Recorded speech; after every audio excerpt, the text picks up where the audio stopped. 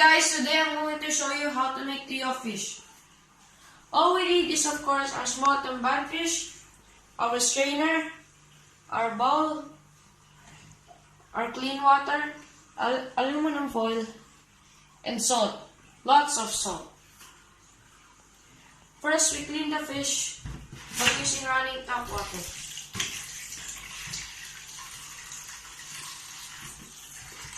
When done, set it aside.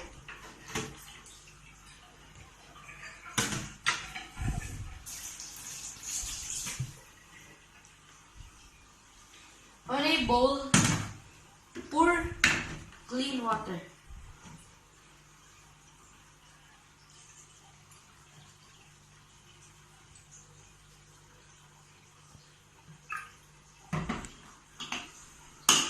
And a handful of salt.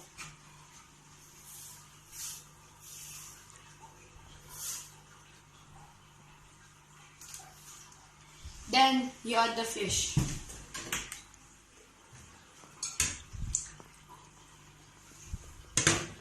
Then you mix it thoroughly.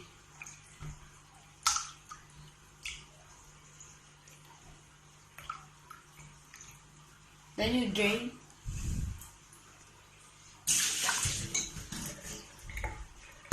Then you repeat the same procedure.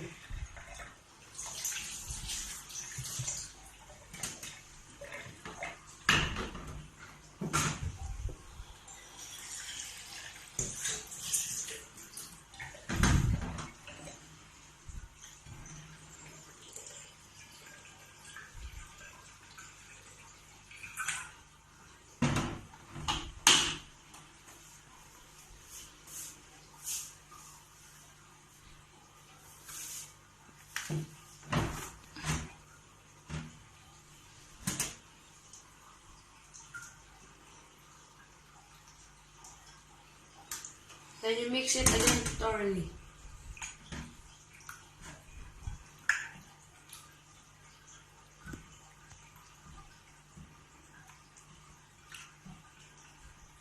Then you drain it again.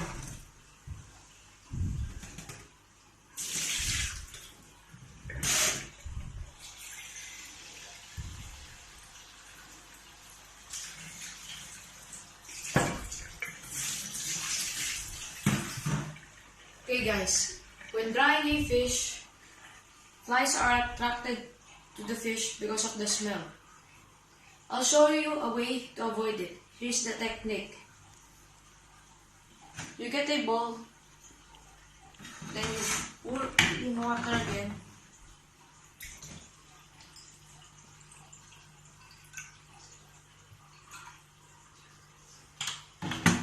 And another handful of salt.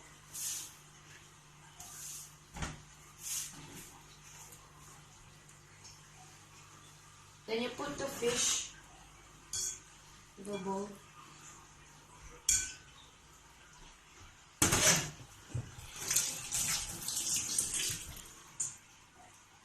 Then we will leave it here for 24 hours overnight.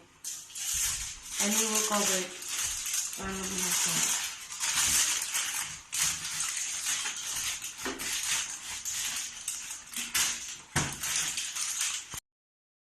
Then there you have it. We will soak it inside the refrigerator for 24 hours.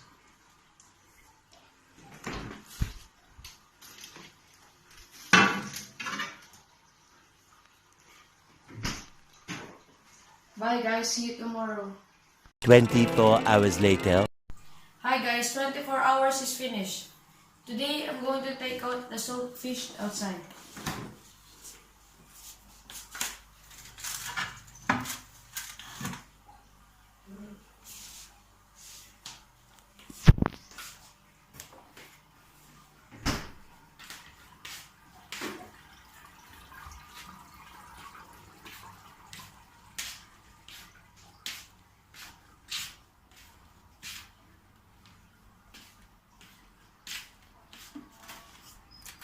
As you can see here, it's night time because I prepared this fish last night.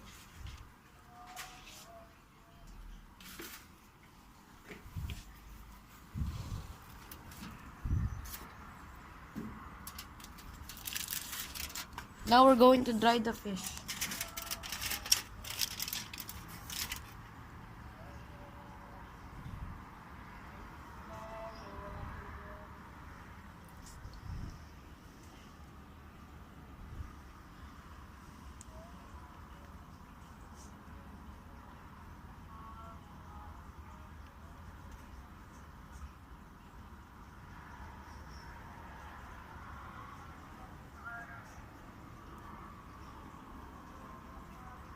Okay guys, we will be observing this fish for a couple days.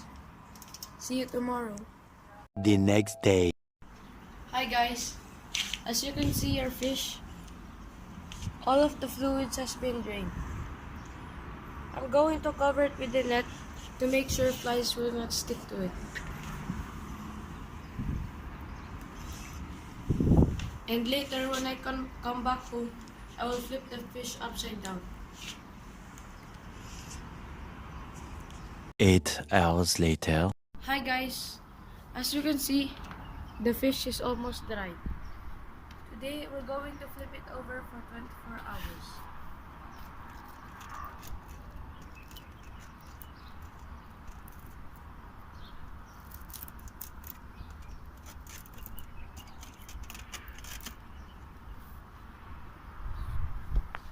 Hopefully it will be dry tomorrow. 24 hours later. Good morning.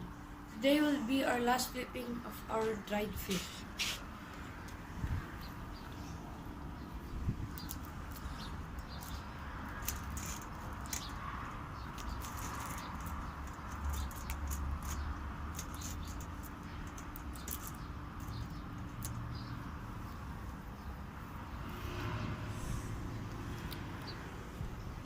Hopefully later afternoon will be dried.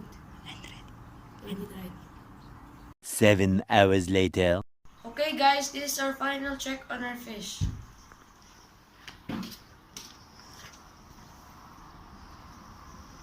As you can see, the fish is fully dried and ready to cook and eat. Eventually.